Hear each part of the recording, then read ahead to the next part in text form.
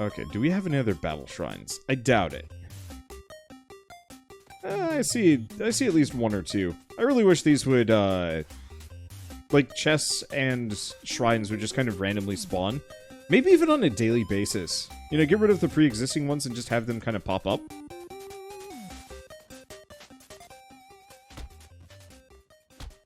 Okay, so now every single time I kill a cow, it's 2 HP. I mean, really, kill anything, it's 2 HP.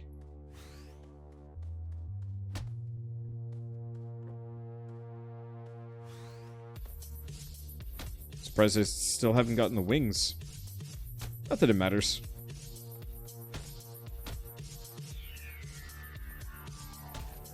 There we go. But yeah, infinite chests and shrines would be lovely, if only just because, like, yeah, obviously I'm going to run out of money here. But eventually I'm going to run out of chests and shrines, and it's going to be a bit boring.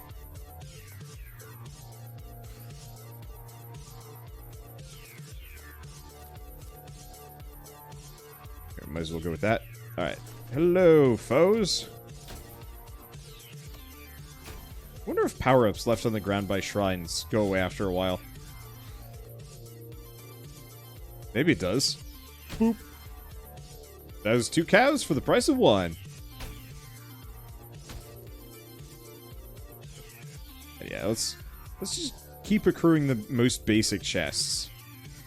Because that really does seem to be paying out incredibly well. Yep, there we go. 35 coins from one of those guys. Yeah, the piggy banks work. Like, crazy well.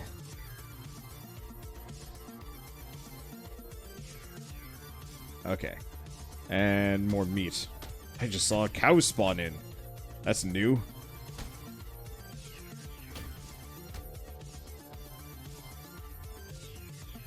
You know, another thing that would actually make this kind of fun would be like an endless night mode. Like, after a certain point of playing the game, it just turns to night and never goes back. So maybe the days get shorter and shorter, and then you get this, like, eclipse that pops in and just puts you in permanent night mode, where, like, chests respawn, but enemies are constantly spawning, so it's more of just like a, how long can you hold out? I just want to get ridiculous faster.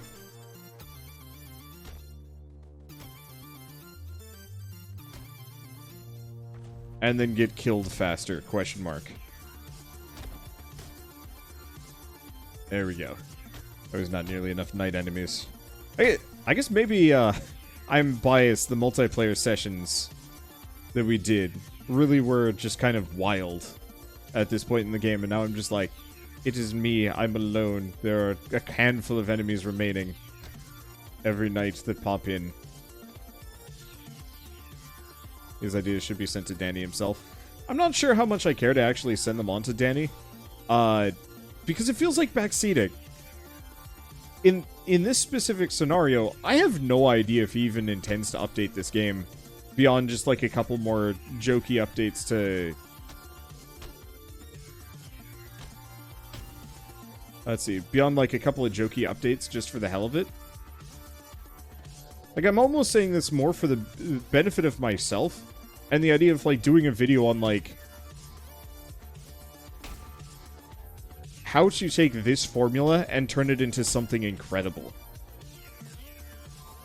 Because, like, no joke, this is probably one of the better survival roguelikes I've ever played. Like, I realize that I'm besmirching...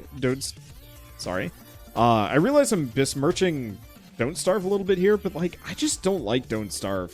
There's no real feeling of just, like, scaling, and it feels like you're often just fighting the game more than the content in it. And it's like, it's a fun survival game, and I really enjoy it in multiplayer. But, like,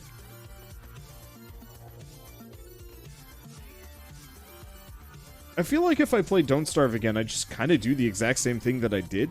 Admittedly, I'm doing the same thing here. You know, it's not like there's any build variety. And so I could see a lot of different ways that you could develop a successor to Muck, oddly enough. Or, I mean, continue to expand upon Muck in a way that would make it, like, actually top tier. Because, like, how many of you guys played Slay the Spire? Oh, buff big chunk. Hell yeah.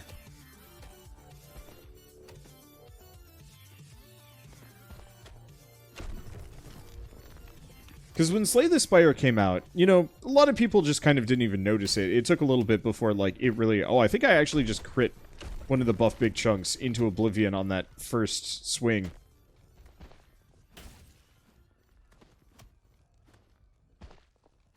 But when Slay the Spire first came out, a lot of people didn't notice it, but then once people started noticing it, it was like, oh man, this game is incredibly good. And fun, and, you know, we want to play more of it. But what developers noticed was like, oh man, this game's incredibly well made, and is a perfect template to build other games upon. And so you got stuff like Vault of the Void, you've got Monster Train, you got Breach Wanderers, you've got... Oh gosh, what other deck builder roguelikes? There's tons of them, and most of them are really bad. Not because they're bad games, but just because they're identical to them. But this feels like I'm playing kind of the prototype of the next Slay the Spire. With, you know, the nightly survival scaling, the interesting power-ups. Oh yeah, Grifflands, that's another great deck builder. Tainted Grail, I guess that's another one. But it feels like I'm playing the prototype of the next Slay the Spire. Not in terms of deck building, but in terms of being like a sub-genre leader. But like Muck-likes might become a thing. Yeah. And that's actually really cool to me. Because, like, obviously Muck itself is kind of just a thin game that amounts to little more than like a very well-crafted joke. But I could 100% see some developers running with this. If they're paying attention, and, like, making their own version that's deeper. And more interesting. And, like, I'm super excited for that potential possibility, because I feel like... I don't know, I think I would actually like to play survival games. If they played like this. Usually I get kind of bored of them within maybe an hour or two, just because it's like, you do the same thing, they don't scale well, and then after a while it's just a matter of like reaching the end, whatever that may be.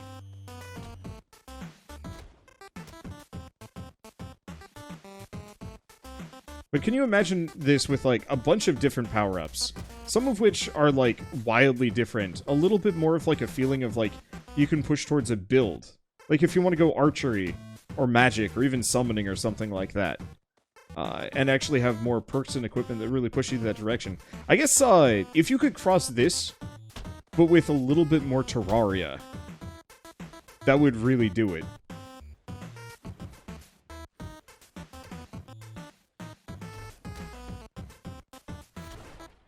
And now I can just tank these. Let's see, no more Rito?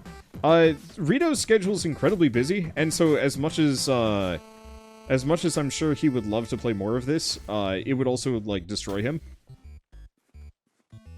If we're lucky, we'll do more with Rito, in Muck on, I guess later this week. I can make no promises, but still. Don't do summons in this game, I don't want to see what they look like. See, the thing is, like, I don't think that request and suggestion would fly in Muck. I feel like summons in this game would not actually be worth it, and like the more that goes into Muck, it could go either way. It could make it even more incredible, or it would make it really, really, really boring. Because like the simplicity is half the charm on this game, and if it suddenly became incredibly deep, it would feel weird. But I could see somebody else, you know, taking this, running with the idea, and then making that deeper version in a way that doesn't make it feel anachronistic to, you know, the core gameplay and, like, core game concepts.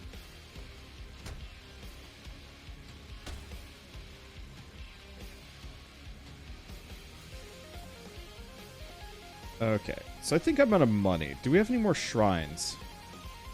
What we need is Chunk to be spawning every single night.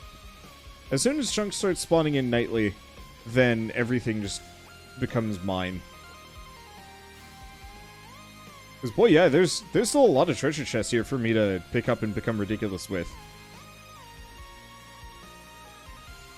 Need more sneakers. I do need more sneakers. I'm not fast enough. I want this game to become unplayably fast. That if the monsters inside the game can't kill me, then the game needs to step in and kill me.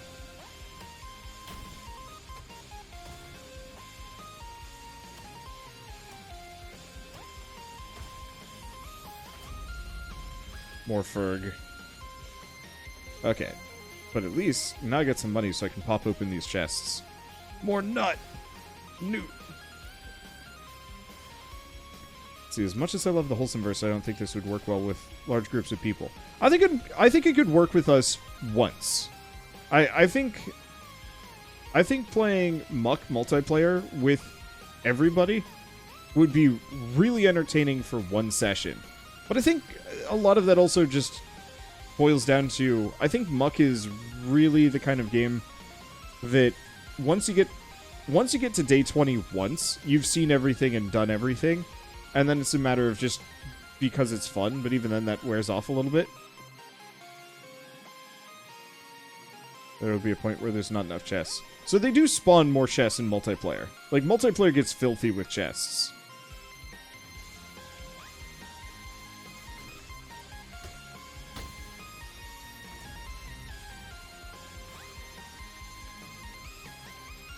Yeah, as far as actually further development on this game goes, I think the only thing that this really needs, quote-unquote, is just something to make it scale slightly more aggressively to keep it interesting. Yeah, the old Wanderbot novelty threshold. Yeah, I really gotta, like, codify that. Because the novelty threshold is, like, super important. I feel like a lot of games... I'm not gonna say they ignore the idea of novelty thresholds, but, like... we're almost made in intentional ignorance of it because of a fear of, like, people passing over the game because it's too short, which is true. Like, gosh. I guess the finale for it went out today, but Shell and I were doing a series on a game called The Wild at Heart. And it was a charming little lovely game that played kind of like a weird indie Pikmin. And the novelty for the game wore off, I'm gonna say, about 2 hours in. And it wasn't that it was bad, it was just... there wasn't anything new. Like, they added a couple extra features, which is mainly just different Pikmin colors that could do different things. But you could have easily just had a power-up that did the exact same thing. That is like, oh, these Pikmin can now do this and this. And you're just kind of like, yep, alright, cool. Dang it. Well, it's fine. There goes that big chunk.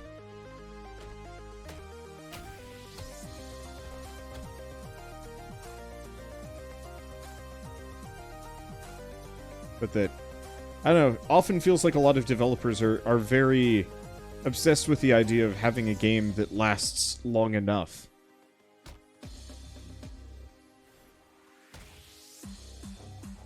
But I feel like... and maybe this is just a thing as somebody that, like, plays video games for a living, so this affects me more.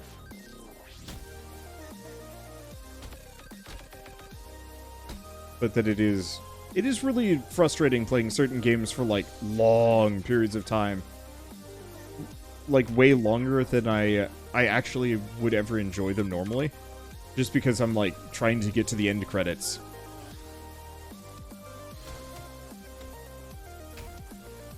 Let's see.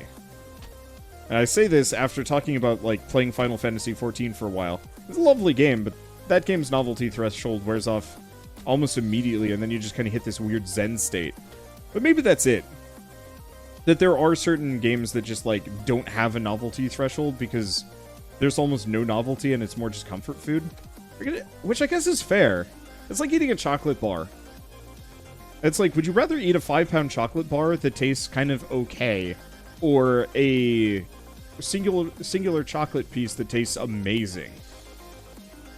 You probably want something kind of in the middle. That small piece is like gonna be gone in a second. You can't really savor it. But the giant chocolate bar, you're gonna resent by the time you're reaching the end of it.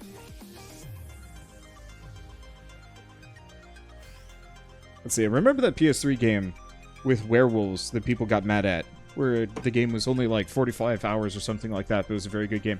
I've actually got that installed. It's the Order 1866 or 1788. I don't know. The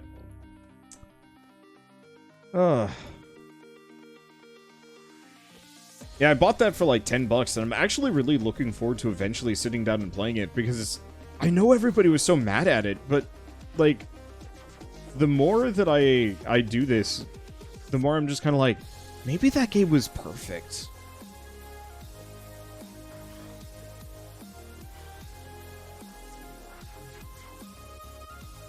Boy, why don't I have enough money to buy all these things yet?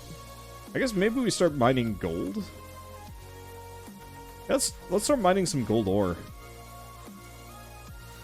So you thought people were mad about it because the cutscene, all the cutscenes and bosses were the same. I mean, that could very well be true. I do not know.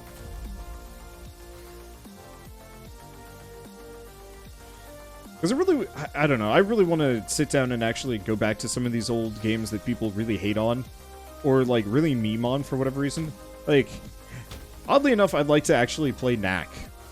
And just see, you know, what was redeeming about Knack? Or is it truly just the fact that Donkey turned it into a living meme?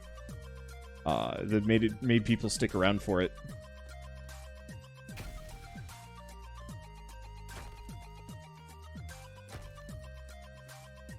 I guess I'm just gonna start harvesting gold as I go by.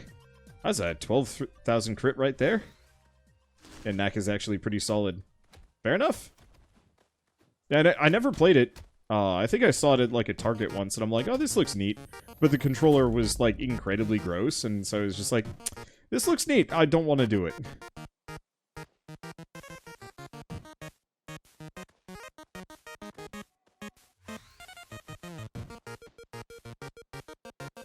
As a kid, I always loved the idea of, like, going to Target or GameStop or something like that.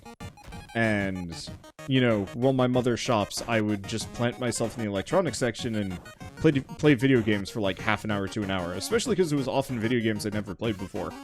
And might never normally get the chance to play.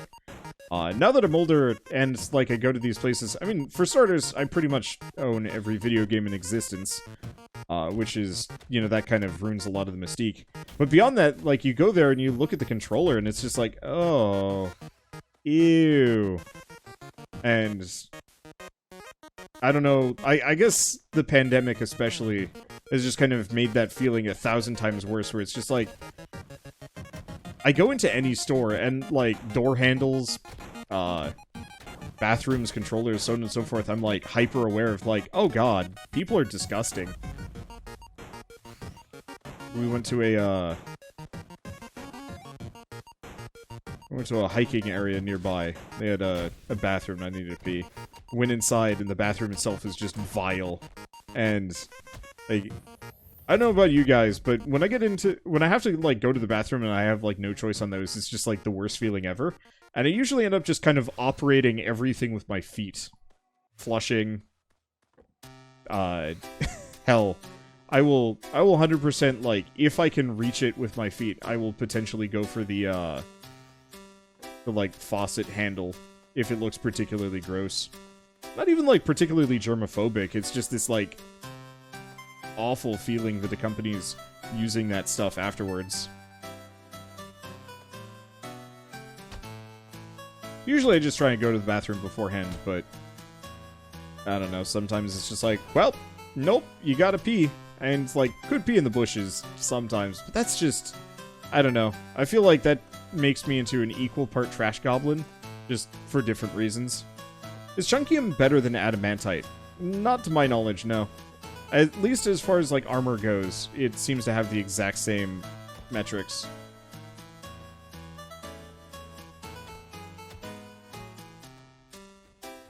Yeah, the thing that I really like when I go into certain go out here and there.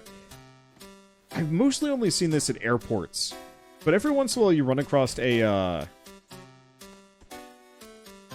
maybe I do need to look into archery here. Every once in a while I go to, like, a business and they have, I wonder if there's chunkium arrows.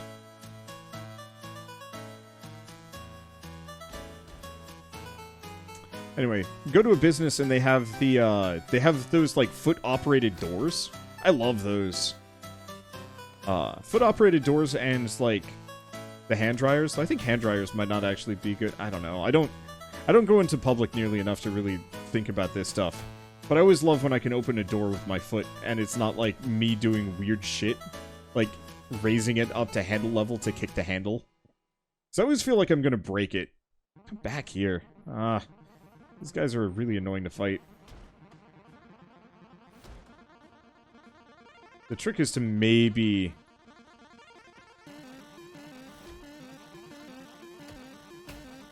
There we go, got it. The trick is to maybe, like, land on their head and hit them from there. So you dropkick door handles? A little, yeah.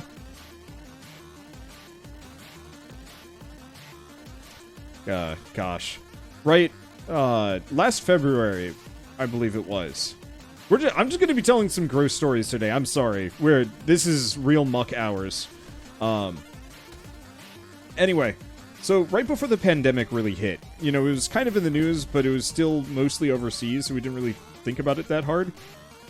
Shell and I were scheduled to go to Disneyland, February of last year, and it was real nice. I really liked the trip. But I remember being in the Star Wars section of it, because they have, like, a Star Wars recreation town place? I don't know. But, you know, it's kind of Mos Eisley, but not Mos Eisley. I really cannot remember the name of it, but it was a really lovely, it's a really lovely area, and, like, if you ever go to Disneyland, check it out, it's super cool. But, I'm not going to say the issue that I ran into with it, but I had to go to the bathroom. It's fine. It's normal. They usually keep the bathrooms pretty clean. But I was peeing, and there was just a man that was just having, like, the worst time. Like, it was just audible horror. And then, you know, I'm finishing up. I'm washing my hands. He gets out, and then just beelines specifically for the door without even, like, washing his hands. And, like, he didn't flush. So, you could still, like, smell, and if you wanted to see what he had inflicted upon, you know, whatever unfortunate, you know, unfortunate janitorial staff found it later. Like, he didn't do anything to clean up after himself, so it was going to be vile later when somebody found it. And yeah, you just beeline for the door, and it's just kind of this realization that this man just, you know, incredibly filthy, didn't wash his hands, just walked right out of there like it's normal. And he was somewhere in the park for the rest of the day doing who knows what. Touching food, going to the restaurant, being on a ride, you know, touching the bar in front of you, all sorts of stuff like that. And it's just like, I definitely just kind of like washed my hands and then washed harder for a while, just to feel like I'm not unclean by sheer proximity. But then realizing that, yeah, I'm sure I probably touched something else that either that man had touched or that somebody else had touched that man had also touched. You know, second or third hand grossness. The man created COVID. I mean, people like that man absolutely did. If people weren't gross assholes and such, I don't think the pandemic would have been nearly as bad. But alas... Okay, so we need a fletching table, which means I need birch wood.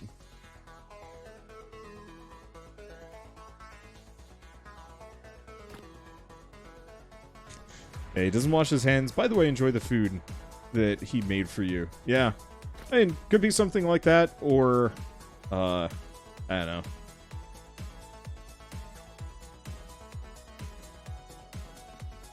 Yeah, now I can just get straight up to space platform, so I don't have to worry about any of it. I do need wood, though. Oh, I need flint, too. Shoot.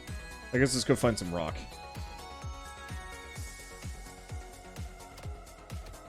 But yeah, I think prior to all of this, I usually just kind of assumed that most people were, on the whole, relatively cleanly. You know, there's still a number of gross people around, but it wasn't too bad. And now it's just kind of this, like, weird realization that it's like, nope, at least, gosh.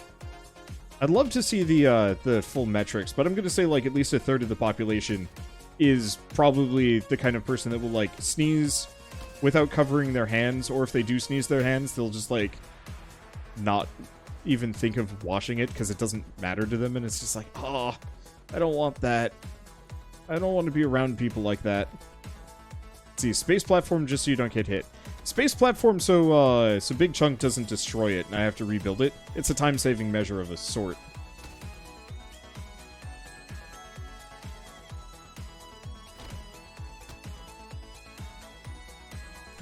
Gosh. Other weird horror gross story. I used to work at a grocery store, and I don't know if I was, like, particularly smart compared to my coworkers, but there was one day where there had been a problem in one of the bathrooms. Like, somebody had a very bad day, and like the horror man from Disney, didn't clean up after themselves, and I think just pieced out. I think there was blood. I think there was a lot of other stuff too. I'm really not getting into the details, but I remember my manager was going from person to person demanding that they go clean it up, even though, like, you literally legally cannot force a minimum wage employee to do that. You have to have you have to be specialized in cleaning up. Ugh. And so I remember I didn't get fired for it, but it definitely was kind of one of those points where it was just like, I probably could have, but he was like, you go clean it, you know, here's the cleaning cart and so on and so forth. Didn't tell me what it was. He's just like, yeah, we need you to clean the bathroom because so and so's not available.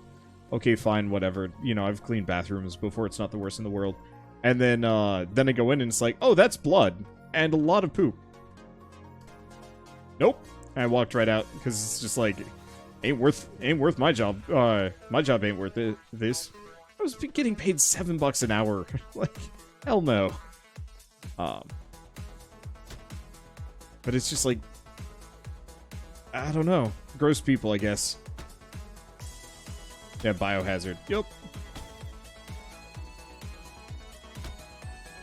But I think prior to both of, you know, these kind of situations, yeah, I'd always assumed that most people probably wash their hands, most people were fairly health conscious, blah, blah, blah, and it's like, nope. Nope. Alright, I have grown officially bored of playing normal mode here. We've still got a couple more chests to find, but at this point I'm so broken that nothing can stop me, and I'm not sure what I want to do. Let's see. While you're far, did you hack this, or is this a legit run? I am stinking powerful. So what do you guys think? Do we want to do an open lobby so I can get slightly less distracted, telling weird stories? But we throw it on gamer mode?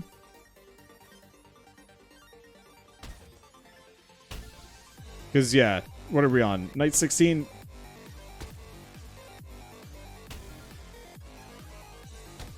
Alright, there we go.